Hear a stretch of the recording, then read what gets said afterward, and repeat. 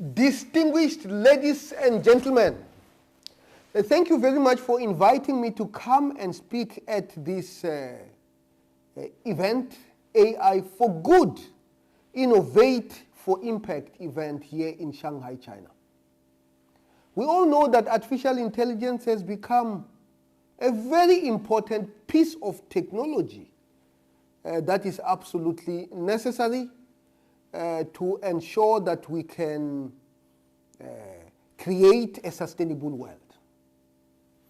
And of course, for us to have access to this technology and ensure that no one is absolutely left behind, there are a number of issues that we need to take into account. Firstly is the issue of data. Data is the most essential element of artificial intelligence.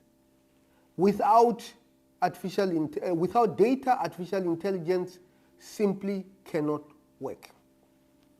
But we live at a time where there is parts of the world that are data wealthy, and there are other parts of the world that are data poor. And of course, as the United Nations, through what we are developing now called the Global Digital Compact, the issues of narrowing the data divide is an essential element. How does the issue of data manifest itself? Firstly, data collection. Data collection requires measuring devices.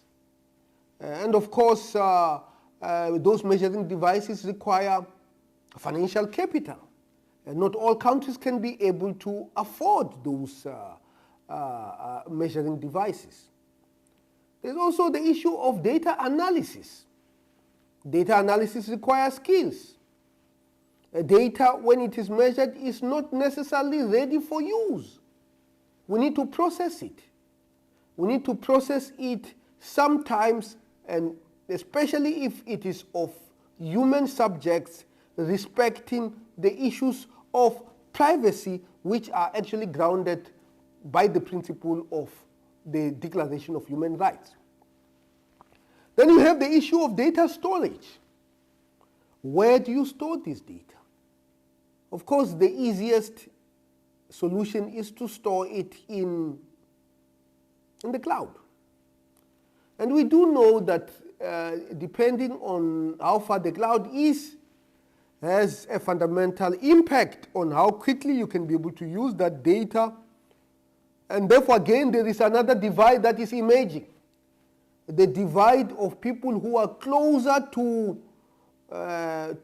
data storage facilities or data centers, and those who are far from data centers. And the ones who are closer will obviously be able to deploy applications quicker than the ones who are far. And then, of course, you have the issue of data use. And there are other issues that are very important. The use of synthetic data, which we as the United Nations University have actually issued a policy guideline on the use of synthetic data, taking into account the issue of sustainability. There's other issues that are important, issues of cross-border data, especially to reduce the divide, the data divide. Very, very important. But it must be done with trust. Because if it is not done with trust, we know that if we allow free flow of data, then within that you can have cyber threats that are embedded into that. So there has to be some form of governance that assure the safety of data. Now, the second issue that I want to cover is the issue of algorithms. And of course, when we talk about algorithms in AI, we are primarily talking about neural networks. We're talking about neural networks not because it is the only algorithm of artificial intelligence, it's just the most dominant one. It's actually the one that enables us to do machine learning. And for these algorithms, I think the issue of how do we teach particularly people from the global south to be able to understand these algorithms? Because when they understand these algorithms, they're going to be able to deploy them appropriately. There is an organization in Africa known as Deep Learning Indaba, which specifically deals with issues of teaching peoples of Africa algorithms. And this organization is operating across more than 33 countries in the African continent. The United Nations University, which is going to launch an AI institute in Bologna, must play a part in teaching particularly people from the global south, but not only just people from the global south, also people from the global north, how to use these algorithms responsibly. So what are some of the key issues about algorithms?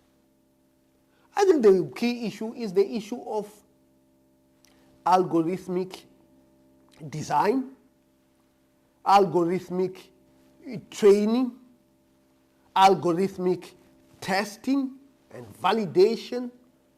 All these are important steps that if they are not done, then AI can actually harm society. And we need to ensure that people have access to this. And of course, some of the harms that have emerged, and I'm going to talk to one particular harm, which is algorithmic biases. And of course, there are two types of algorithmic biases. You have the ones that are avoidable, which means if you do things right, you can avoid them. Then you have the ones that are very difficult to avoid, especially the ones that come from the socio-economic spaces or the demographics. For example, if you have a language that is spoken by 70,000 people, you are never going to have as much data as a language that is spoken by 100 million people. So that bias will be very difficult to eliminate. And of course, the issue of synthetic data is actually done in order to try to bridge that problem.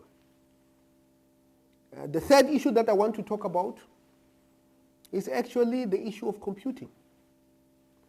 Access to compute is very, very important. When we were working in the global south and we wanted to do quite extensive computation, we normally had to go to buy this compute power from the cloud, from organizations such as Amazon, and of course in China you also have very impressive organizations. And this is not necessarily always accessible. And of course the issue of computing, we talk about access to GPUs. Much of our computers that we use, certainly our PCs and our laptops, actually use CPUs. Now, if you want to run complex and big models, you need GPUs. And it is clear that there is more access to GPUs, overwhelming access to GPUs in the global north than in the global south. The issue of semiconductor chips gap is the issue that we need to tackle, especially when we are dealing with issues that are of global concerns, like the use of AI to model climate or to understand pandemics and so on and so forth. Then the fourth issue is about applications. We believe that AI must definitely not be weaponized. We believe in the proliferation of AI in good applications, such as in healthcare, such as in transportation, building efficient transportation systems, such as in renewable energy. And of course, given the fact that we cannot necessarily completely eliminate the bad uses of these technologies, we need governance. And the High-Level Advisory Board on AI of the Secretary General of the United Nations is actually dealing with issues of the governance of AI. Where should this governance actually come in? Should it be at the national level or at the international level? I think it should be in both. Should we leave companies to govern themselves, or should we allow, should governments actually govern this technology? I think we need a mixture of both. So this issue of balancing the applications is actually quite crucial. And finally, the AI system must actually be based on good values. Values of security, values of respecting privacy, values of transparency if it does not compromise other issues, such as privacy. You know, if you are going to use AI in hospitals, maybe transparency in terms of the patient information is not desirable. But at the same time, transparency to be able to explain to that patient what is wrong with them is also quite important.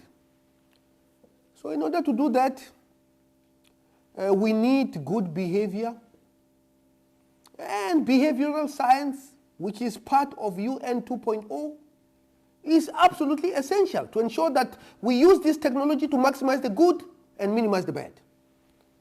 We need to create incentives so that good things can actually be done.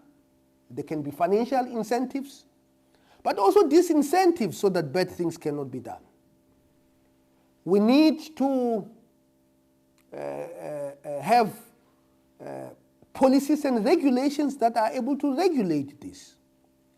We need to develop standards so that when we are using in hospitals, the standards actually respect issues of privacy, issues of accuracy, and so on and so forth.